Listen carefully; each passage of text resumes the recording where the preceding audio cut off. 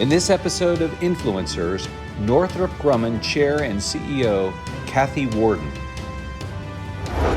From an industrial-based perspective, the U.S., even more so than any other part of the world, feels a responsibility for global security. We don't build weapons with an intent to go to war. We build weapons with an intent to deter conflict and achieve peaceful resolution. Space is the most exciting area of our portfolio at the moment because the expansion of opportunity in space has been significant.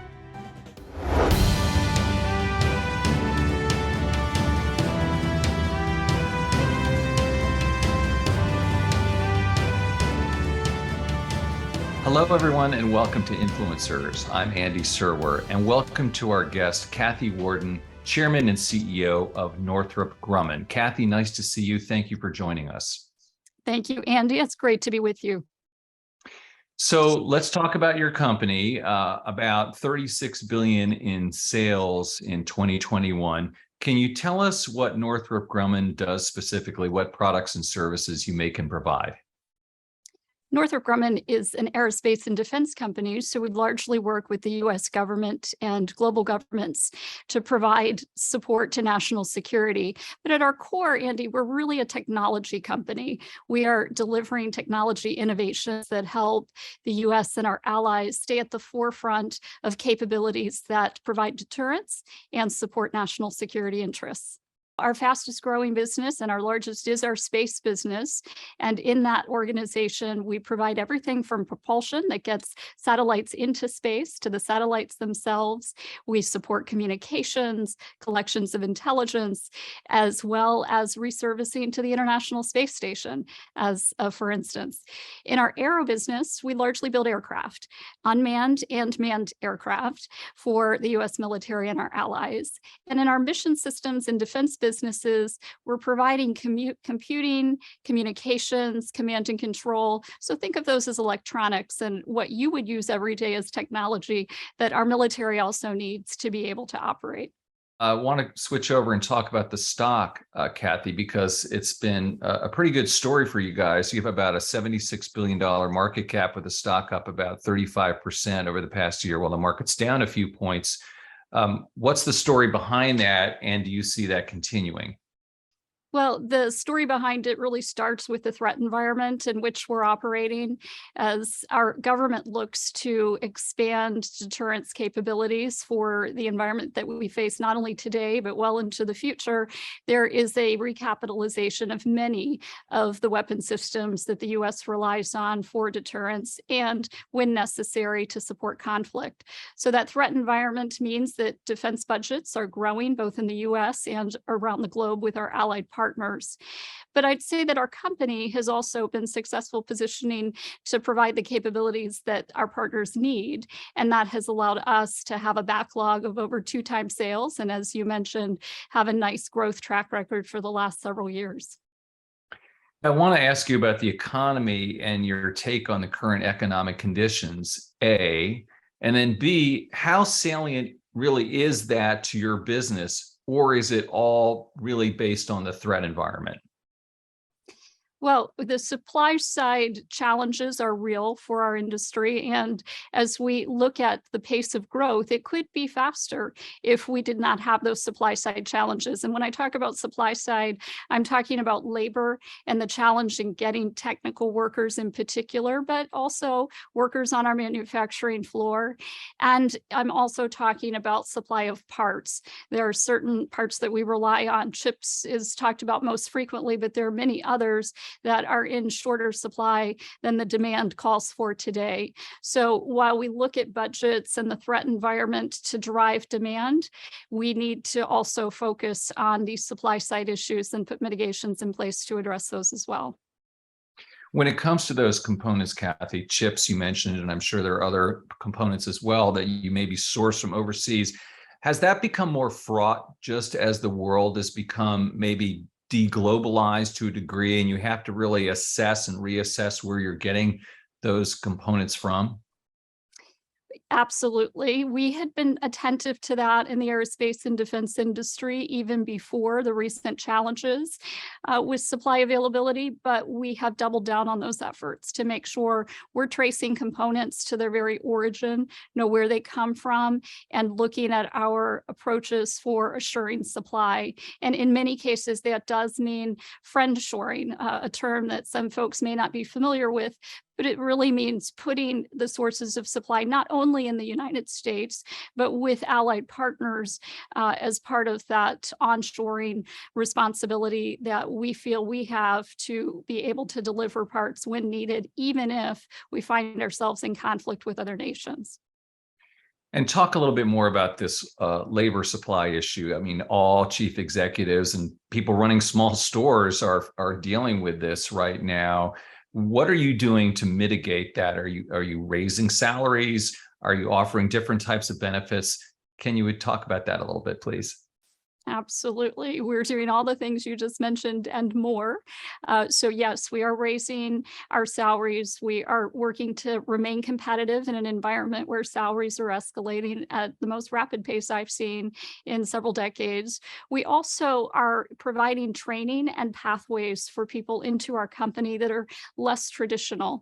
And what I mean by that is we no longer require degrees for many of our jobs that would have in the past. We are opening those jobs up to skills-based hiring, and we're helping our new employees get the skills they need once on the job. So standing up training centers both inside the company and partnering in many cases with community colleges or local educational institutions where we do business to put programs in place that rapidly teach the skills our employees need to be successful.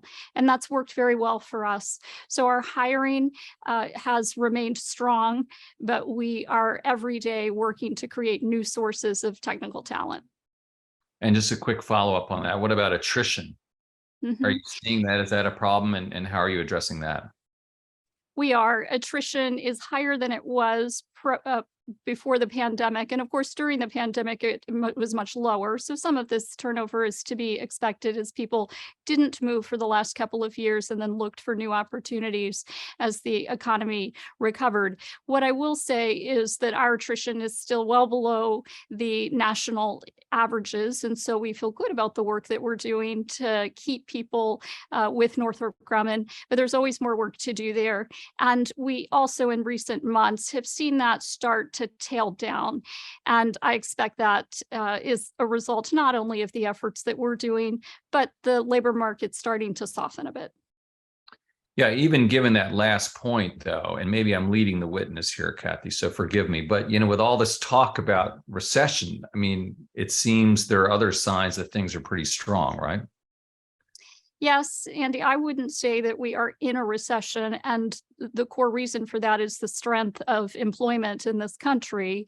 I do see signs that we could be headed into a recession, and what that would mean is the labor market likely will soften more. Some of the escalation in labor rates would start to even out, and in some ways that is a healthy trend, a more sustainable set of workforce dynamics. But I also believe we need to get more people in the country working and get labor participation rates up. That's really what will drive a better balance of supply and demand of people that we all need to fuel the growth that we have.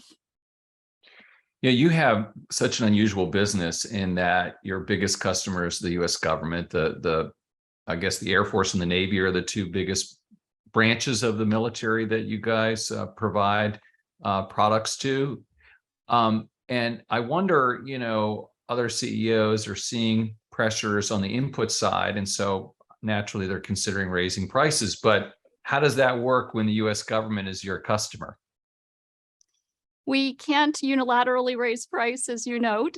So this is a series of negotiations that we have with our customers to ensure that we still maintain a healthy industrial base to support the industries. And the reality is our government hasn't seen this level of inflation in the lifetime of most of their employees either. So we're working in partnership with the US government to understand how inflation is flowing through to their programs, what that means means for their budgeting because they have to go to Congress and ask for the additional funding to cover these cost increases and then negotiate that into contracts with companies like Northrop Grumman. I will say that the US government has been very empathetic to the overall issues that the industrial base is facing, particularly for our mid-tier and small suppliers, because we don't want those companies who have less sustaining power to go out of business at a time like this. They're very important to the systems that we build in national security as well as economic prosperity. And so the US government has been a good partner in working with us to resolve those issues and get contracts renegotiated. I want to drill down a little bit here and talk about what's going on in Europe and Russia and Ukraine. My understanding is, and correct me if I'm wrong, that you guys are not doing business with the Russians or were banned from Russia. Can you talk about that first of all at all? Well, we were until very recently buying rocket engines from Russia, and this was an agreed upon relationship between the US and Russian governments through NASA. And we did just break that relationship and have put in place an alternative source for supplying those rocket engines to allow us to still provide resupply to the International Space Station. And so now we, Northrop Grumman, no longer have any reliance on Russian supply. And that is a place that we wanted to be in working with the US government, but wanted to do in a way that all parties were involved in a smooth transition. And that's what we were able to accomplish. Yeah, I mean, you could argue that it's too bad. I mean, it seems like the space station was one place where the United States and Russia was cooperating, and I gather that seems to be breaking down a little bit. Well, I would let NASA comment on the relationship that still exists behind the International Space Station, but it's been a long-term objective of the US to have our own US-based supply of rocket engines that would support propulsion into space. And so this was a natural evolution that was bound to happen. And yes, I would say that it broke down a little more rapidly because of the conflict in Ukraine and Russia's actions there, but there is still a desire, and again, NASA would comment on this more fully, for cooperation related to the space station.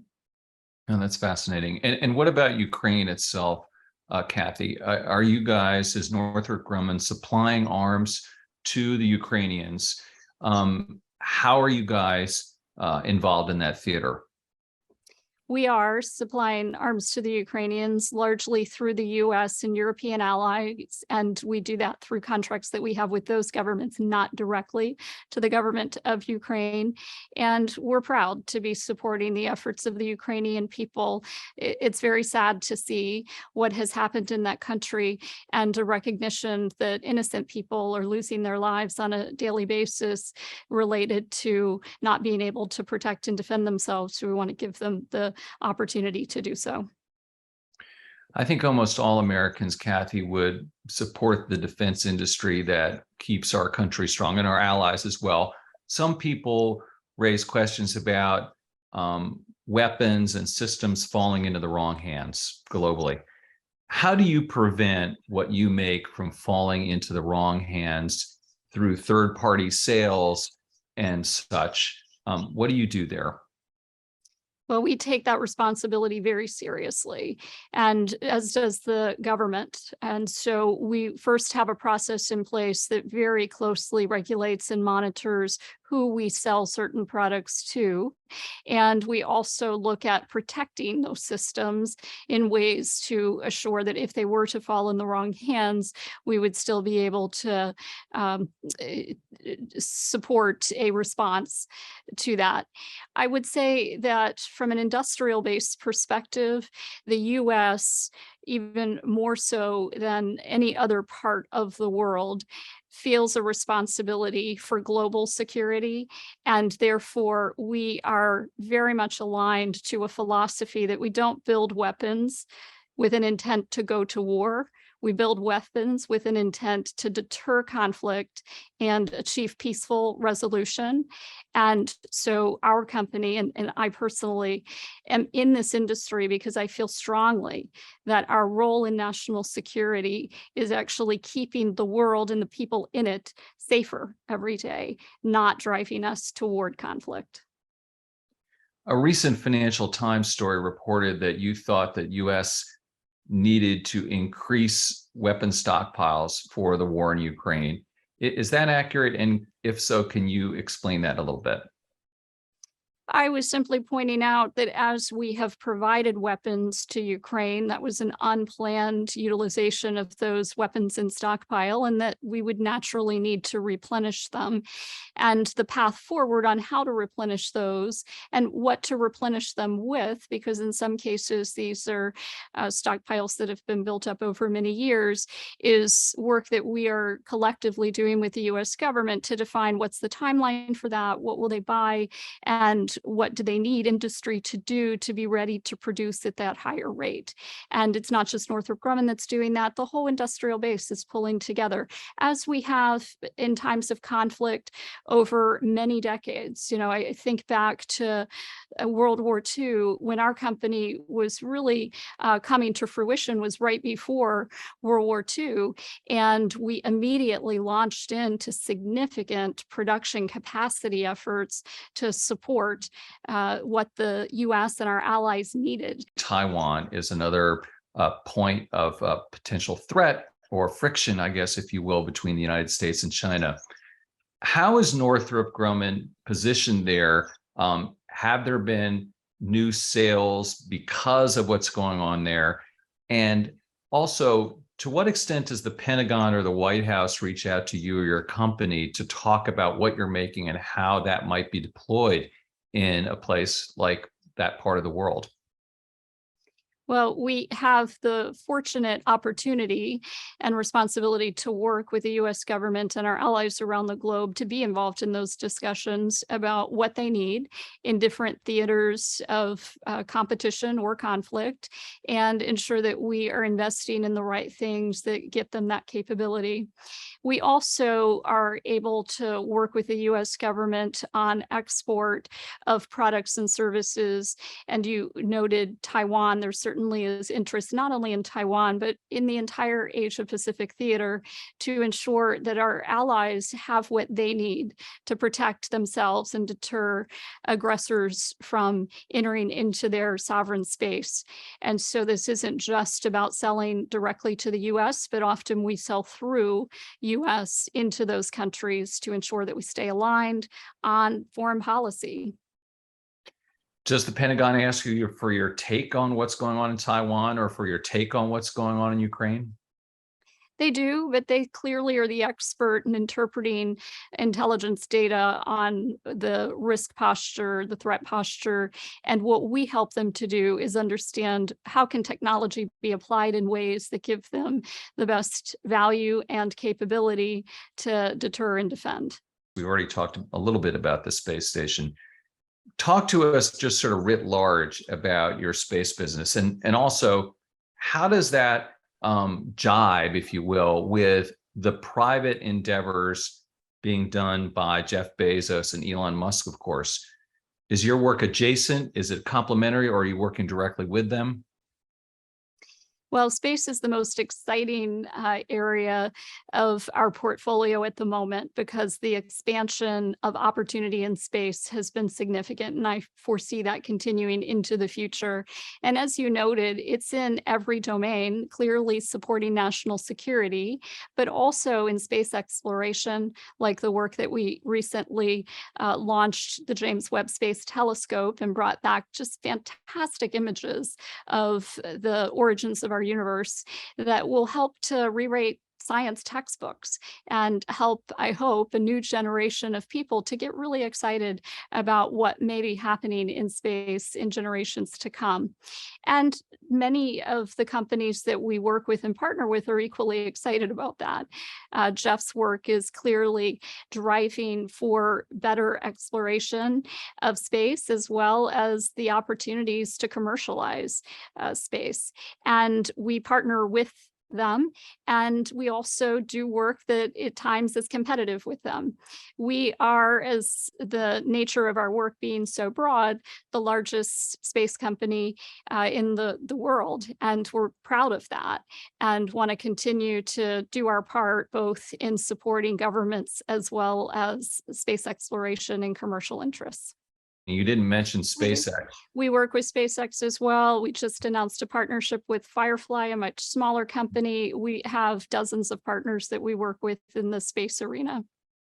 And you mentioned the James Webb Space Telescope. That must have been pretty exciting when all of a sudden, the work that you guys do ends up, part of popular culture, the Today Show and all of that. What was that like? Well, it's a tremendous point of pride for our team who has worked on the telescope. And now we are really excited at what the imagery might tell us about the existence of life-sustaining options on other exoplanets, which I can tell you, I have met more Americans who come up and just, average people saying, I am following what's going on with Webb. It's creating a real excitement. And we are so pleased to be contributing to that energy and excitement around space. I don't think that our country has seen that kind of desire to understand and be part of space exploration since the 60s. And so it's a once in a lifetime opportunity from my perspective. Let's talk about your career a little bit, Kathy. You worked at GE for roughly a decade. What was that like? A lot of people, of course, talk about how great working at GE was, and it was a cradle of management. On the other hand, it's been sort of reassessed lately with reassessing Jack Welch. What's your takeaway from that whole period of your life? Well, I really look back and believe that I learned a tremendous amount in the time that I spent at General Electric from the leaders that I had the opportunity to work with, including my time there, which was under Jack's leadership as the CEO of the company. And I still have great admiration for both the company and the people that I had the opportunity to work with. It is disappointing to see what has happened to the company and where it is positioned today, but I still believe it is a great company and at its core has generated tremendous opportunity for many, many people who have gone on to serve in other industries, and in my case, our country, in ways that we wouldn't have had the opportunity to do or the experiences and the knowledge to do without our time at General Electric. I know you've been asked this before, Kathy, but I'd still love to hear from you on this, which is, what is it like being a woman in what has to be mostly a male-dominated business? Opportunities, challenges, problems? I certainly do find myself often as the only female in the room, and yet I don't view that as a challenge. I do look at it as a person who is doing their best to lead this company, contribute to global security, and I want to be recognized for that, not my gender. But I'm proud of the fact that I am a female who is holding this position in our company for the first time, and that if others look and see that as inspiration, I want to share that story, that it is possible to reach these levels, even if what you see when you look up in your leadership chain still is, mostly male dominated. So I would just encourage everyone to, whether you see the level of diversity that you aspire to have in your company when you look up, there is change afoot and you can be part of it. So do your best and keep working toward those goals. And final question, Kathy, did you see the new Top Gun movie? And what did you think of it? And was Northrop Grumman involved in that in any way? So ironically, I have not seen the new Top Gun movie, but I did see the first one many, many times because Northrop Grumman products are prominently featured in the first Top Gun movie. We built both the aircraft that was the one that the Navy pilots used, as well as the aircraft that was used in the original Top Gun to replicate the Russian fighters. So we have a proud history of, as a company, building fighter jets, and we're always happy when our products make it into movies. There are more than a dozen movies that have featured Northrop Grumman product over the year, and that being probably the most notable one. Well, maybe it's just because you're too busy, so you need a little personal time off so you can go out to the movies. Kathy Warden, Chairman and CEO, Northrop Grumman, thank you so much for your time. Thank you, Andy. Great to spend time with you today. You've been watching Influencers. I'm Andy Serwer. We'll see you next time.